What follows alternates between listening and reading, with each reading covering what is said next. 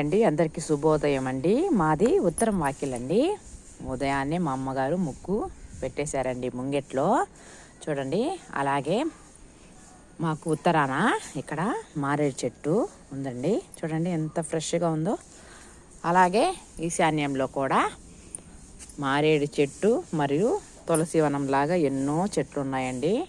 చూడండి, అంటే ఒక్కొక్కరు అడుగుతారండి, ఈశాన్యంలో బరువే ఉండకూడదు చెట్టు ఉండొచ్చా అని. కానీ మారేడు చెట్టు శివుడికి చాలా ఇష్టమైందండి. ఈశాన్యంలో ఉంటేనే చాలా మంచిదండి ఇంటికి. అంటే మనకి దిక్కులు 4 ఉన్నాయి, మూలలు 4 ఉన్నాయి. వాయుంలో వాయుదేవుడు అధిపతి అండి, ఆగ్నేయంలో అగ్నిదేవుడు అధిపతి అండి, ఈశాన్యంలో శివుడు అధిపతి అండి కొలుగుంటాడనమాట. కాబట్టి మారేడు చెట్టు 2 వైపులు ఉందండి మాకు.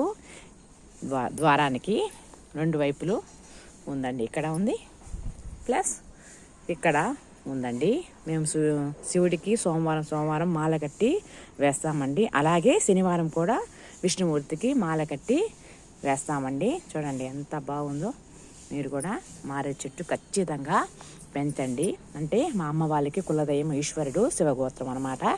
కాబట్టి శివభక్తులు ఉంటే ఈశాన్యంలో మారేడు చెట్టు ఖచ్చితంగా వేసుకోండి, చాలా మంచిదండి. అది పెరిగే కొందికి మన ఆర్థిక సంపద కూడా బాగా పెరుగుతుందండి. చూడండి, వీడియో నచ్చితే లైక్ చేయండి.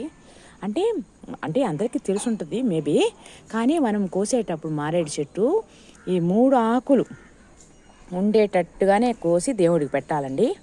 ఓకేనా? అంటే 2 ఆకులు ఇలాగా కోయకూడదండి. 2 ఆకులు ఉండేటట్టుగా ఖచ్చితంగా 3 ఆకులు ఉండేటట్టుగానే ఒక్క దళం పెట్టినా సోమవారం నాడు చాలా మంచిదండి. ఓకేనా? వీడియో నచ్చితే లైక్ చేయండి, షేర్ చేయండి.